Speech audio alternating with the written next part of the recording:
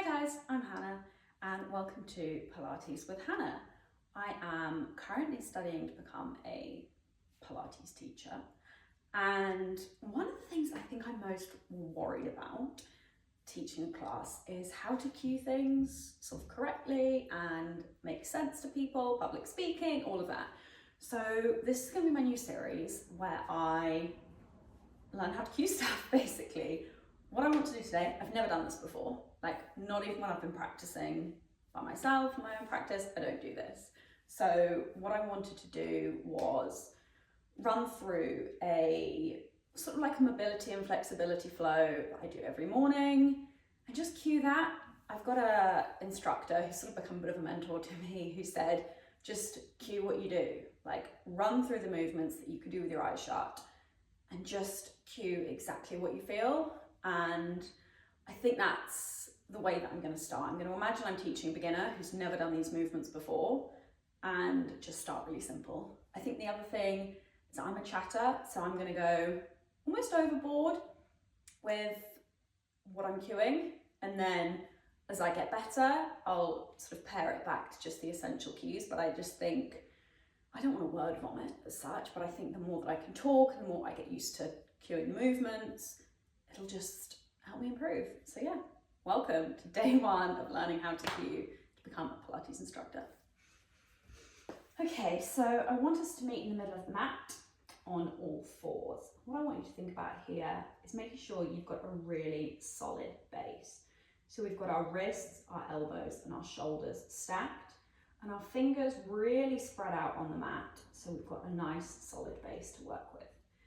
And then with our lower body, we want to make sure we've got our knees and our hips stacked and in a straight line. Our pelvis feels straight and our spine just feels straight. I don't want any arching or dipping, just a nice straight back and just relax here. And then first we're going to start with some cat-cows. So we're going to inhale, bring our head, our forehead up to the ceiling, really create an arch in the back. Push your tailbone up and out. And then as we exhale, I want us to go into a cat back. So really push into the ground, arch that back up and pull your belly button into your spine. We're just going to run through a few of those. So really drop your belly down to the mat here and push your hips and your tailbone up to the ceiling. And then again, back into cat pose. See how far you can bring your spine up towards the ceiling. Really draw your belly button in here. Just run through a few of these. So inhale and exhale. Inhale and exhale. And then once we run through a few of those, we can start to bring some circles in, just warming up our wrists. You can do big circles, small circles, whatever feels right to you. We never put much weight through our wrists unless we're doing Pilates or yoga. So it's really important to just wake these up, especially after you've just woken up, got out of bed. The body is still half asleep. You might feel some clicking, that's okay. Just do what feels good for you. And then we're going to find stillness. We're just going to rest here for a minute. Focus on drawing our core in, engaging our core, but just making sure that everything's relaxed. You don't want to be holding on to any tension. From here, we're then going to move into our first downward dog of the day. So what we want to think about doing is we want to tuck our toes, push our hips back and forward, and just create sort of an A-frame with our body. So we do this, and then if you need to, just move yourself. Just bring our hands forward, legs back. We want to have our feet at hip width distance. We want to think about dropping our chest and our head as close to the mat as we can. This is our first movement, so let's just keep it really simple, not stretch ourselves too much. If you want to bring some movement into the legs, just start to pedal the feet outwards. Again, this is our first movement, so let's just be kind on the body and not try and bring too much movement in. From here, we're going to go into our first plank. So for this move, we want to think about transitioning the weight from our feet into our hands, moving our body forward, our chest closer to the mat.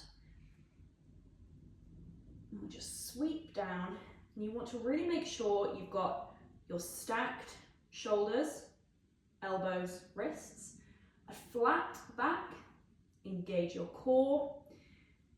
As I said, just you want to create a long line all the way from your ankles through your spine to the top of your head. Nice. From here, we're just going to drop our knees down, untuck the toes, bend the elbows, keeping them close to the body, and just slowly reach down to here. We can take a breath, and then we're going to go into a little baby cobra. I tend to have quite a tight spine in the morning, so I just start with a really, really small movement. And then here, we're going to sink our hips back into a nice child's pose. Just going to take a breath here. So that's the first sort of flow movement. So I'm just going to run through all of that again. From here, we're going to go straight up into our downward dog, bringing our chest and our head down to the mat. I'm going to pedal out my feet here just to create the movement down the backs of the hamstrings and the calves. And then we're going to roll forwards into our plank. Take a breath here, making sure that our spine is straight. We're really just engaging the core. Drop the knees, bend the elbows, keeping them close to the body. And again, just a nice little baby cobra. Now we're going to bring some leg work into it. So from here, I'm going to go straight into our downward dog. And then we're going to transition our weight onto our left foot so that we can bring our right foot up into the air into a three-legged dog. We're going to bend the knee, bring the foot towards the bum. And here we're going to be moving into a low lunge or a runner's lunge. So we're going to be transitioning our weight into our hands the way we did for a plank. We want to think about bringing our knee to our nose as we roll the weight forward. And then we're going to plant the foot in between the hands. So we start rolling the weight forward into our hands, bringing our knee up to our nose, and then planting our foot. Keep our front leg stacked, so we want wrist and knee, ankle and knee in a straight line. Keep our weight over this front foot. Keep our chest up and looking forward. We don't want to be collapsed over our front leg. Nice. Really nice. We're just going to take a few breaths here. We're going to plant our hands back on the floor, and then we're going to move back into our downward dog. Nice. And you might find that once you've done the stretch, that leg feels looser and longer, which is really nice. Now we're going to do the same on the other leg. So think about transitioning your weight onto your right leg. Lift the left leg into the air. Bend the knee, bringing your foot and your ankle to your bum. Flow the weight forward. Think about bringing your knee to your nose. And then step your foot through. And again, when we're here, make sure we've got our back leg nice and straight. Our ankle and our knee stacked. Our chest lifted up and forwards, not collapsed over that front. We're just going to take a few breaths here. Nice. You may find that you want to create some movement in this position, so you can just sort of rock and roll, whatever feels good. If you'd rather just keep it a still movement, then absolutely do that. From here, we're going to plant our hands back on the mat and move back into that downward dog. Nice. And then we're going to walk, step or jump our hands to just a nice simple forward fold. As it's our first one of the day, I'm just going to walk hands up towards my feet. And then just relax here for a minute. Have an inhale and an exhale. And then I want us to bring our hands just sort of mid-shin. Think about creating a straight back. Have a breath here. And as you exhale, sink back down into that forward fold. Just take a breath here. And then I want us to plant our hands on the mat, walk, step or jump into your downward dog. I'm just going to do a nice gentle step. Now that we're beginning to warm up a little bit, let's really think about creating as much length down the back of the body as we can. Push our head and our chest down towards the mat and really feel the length coming through the hamstrings and the calves. I'm going to move into some more leg stretching. So I'm going to start raising up onto my tippy toes and just pushing them back, my heels back down towards the mat. Nice. From here, we're going to transition our weight into our left foot again. Lift our right leg into down three-legged dog. Heel to bum. Push through. Plant our foot in between our hands on the mat. From here, we're going to drop our back knee, untuck our toes, push our heels back and straighten that front leg. This is a half split and you really want to feel the length and the pull down the back of your hamstring. For more, you can lift your toes as I'm doing here, or just keep them flat on the mat. If this is really tight for you, feel free to have a bit of a bend in that knee. You'll still feel the stretch. Now we want to roll our weight forward, lift our chest, put the hands on the hips if this helps you keep your chest up and straight. We just want to push our weight forward. We want to be feeling the stretch down the front of that back leg, really opening up the hip flexors. You might feel it pinching a little bit in this front leg, so if that's the case, just ease off. And again, if you want to just sort of rock and roll here, deeper into this position, do so. But don't push it hard. It's our first one. We're going to bring our hands back onto the mat to frame our foot.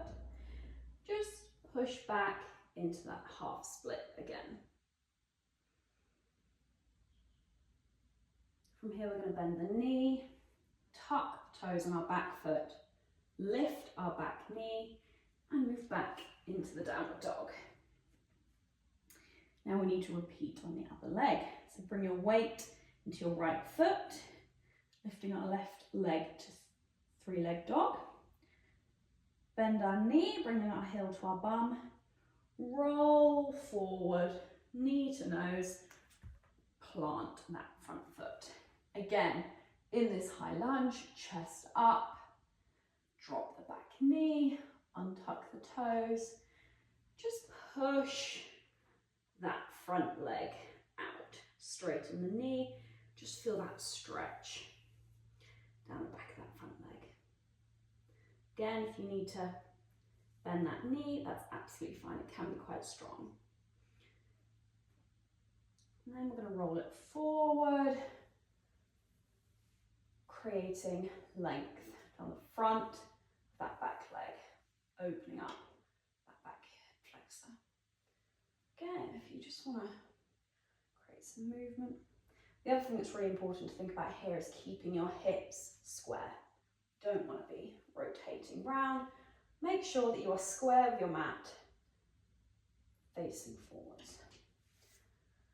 My hands back to the mat, and again, straighten out that front leg. take a breath here.